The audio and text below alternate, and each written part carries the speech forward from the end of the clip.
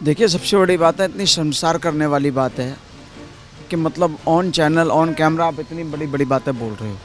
ये वो बयानबाजी, ये सवाल वो लोग कर रहे हैं जो 1 रुपए के लेने के लिए पड़ोसी के अब्बू को अपना अब्बू बोल दें। सबसे बड़ी बात है, आपने घर की बात करी है, हम तो बाहर खड़े होके भी नहीं बोलते। हम भी अगर कुछ गलत शब्द निकल जाते हैं ना, पीछे देख लेते हैं कि कोई पीछे लेडीज़ तो नहीं बैठी है, कोई हमारा कोई बुजुर्ग तो नहीं बैठा है। वो लड़की भी बेसिकली इसका मतलब गलत है। उसके परिवार वाले उसको क्या शिक्षा दी होगी? ऐसे कंटेंट बैन होने चाहिए। नमस्कार, आप देख रहे हैं सौगंध टीवी में आपके साथ शिवम चौबे।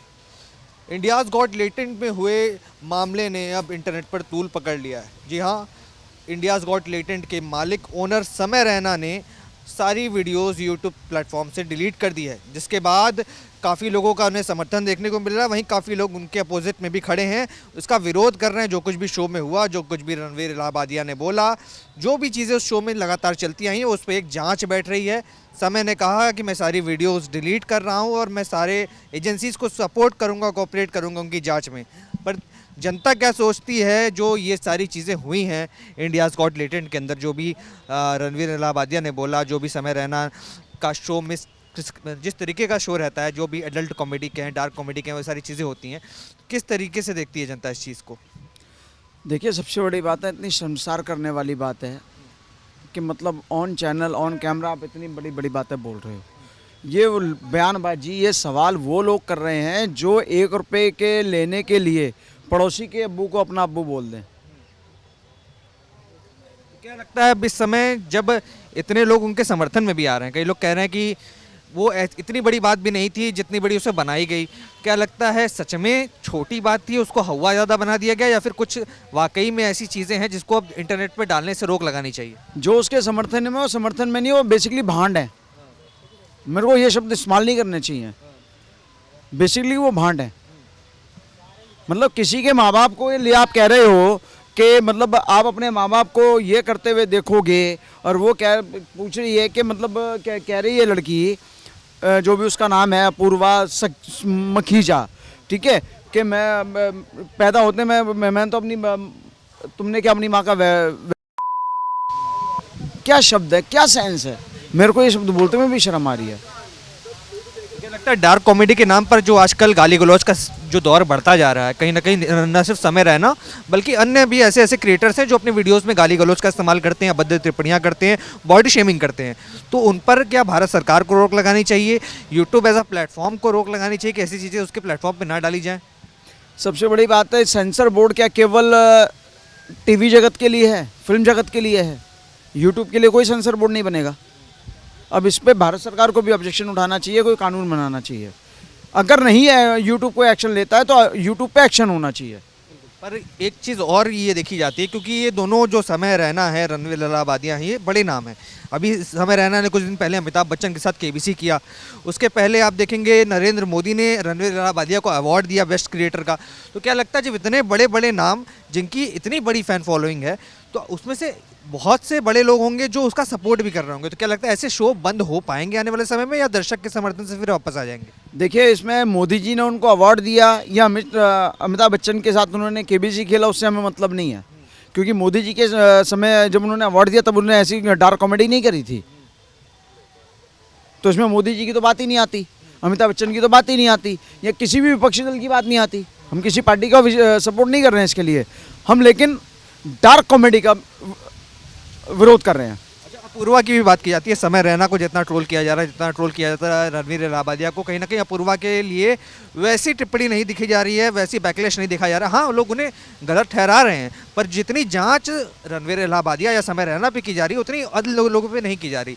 क्या लगता है महिलाओं के लिए खुद महिला होकर ऐसी टिप्पणियाँ करना, खुद ऐसे शब्दों का प्रयोग करना जो कि हम आमतौर पर घर में इस्तेमाल नहीं कर सकते, क्यों इस तरीके की चीज़ें समाज में आगे आ रही हैं और क्यों लोग उस पर हंस रहे हैं, ठहाके लगा रहे हैं, पसंद कर रहे हैं, क्यों ऐसा हो रहा है? सबसे बड़ी बात है, आपने घर की बात करी है, हम तो बाहर खड़े होके भी नहीं बोलते। हम भी अगर कुछ गलत शब्द निकल जाते हैं ना, पीछे देख लेते हैं कि कोई पीछे लेडीज़ तो नहीं बैठी है, कोई हमारा कोई बुजुर्ग तो नहीं बैठा है। वो लड़की भी बेसिकली इसका मतलब गलत है। उसके परिवार वाले उसको क्या शिक्षा दी होगी? बेसिकली वो लड़की भी गलत है। उसके परिवार ने उसको क्या शिक्षा दी है?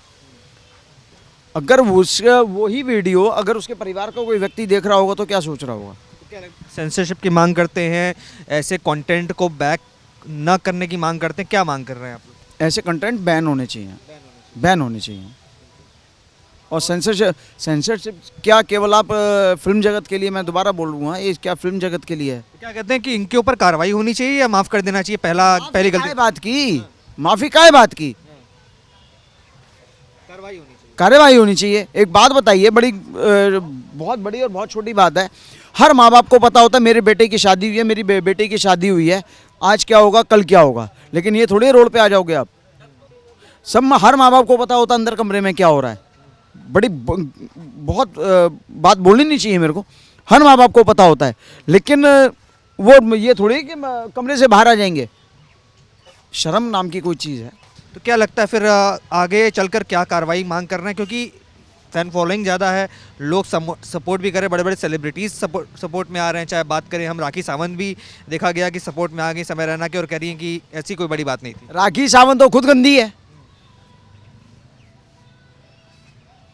अब ये देख लीजिए, जो महिला होके उस व्यक्ति के सपोर्ट में आ रही है, उसको क्या कहोगे, गंदी कहोगे?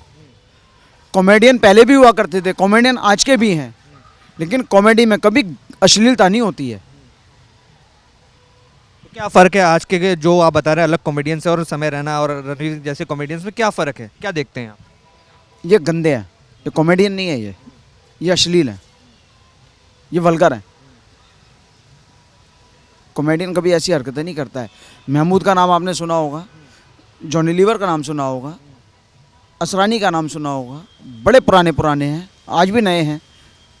नहीं, आप कॉमेडियंस की बात करें, पर ये लोग कहते हैं कि डार्क कॉमेडी जो है वो विदेशों में बहुत पॉपुलर है। कहते हैं कि विदेशों में ऐसी भाषा उपयोग करते हैं और कोई बुरा नहीं मानता, सिर्फ हंसी मजाक में ले देते हैं। इंडिया में लोग खामखा सेंटिमेंट हर्ट कर लेते हैं अपने।